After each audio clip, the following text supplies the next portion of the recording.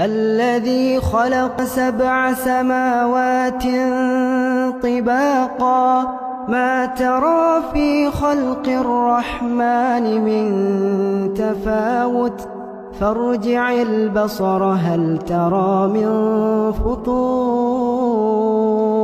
ثم ارجع البصر كرتين ينقلب إليك البصر خاسئا وهو حسير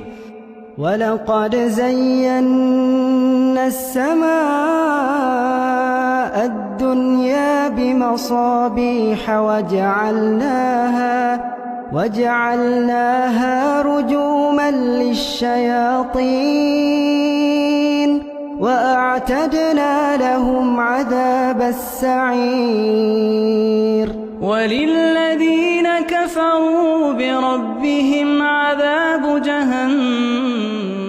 وبئس المصير إذا ألقوا فيها سمعوا لها شهيقا وهي تفور تكاد تميز من الغيظ كلما ألقي فيها فوج سألهم خزنتها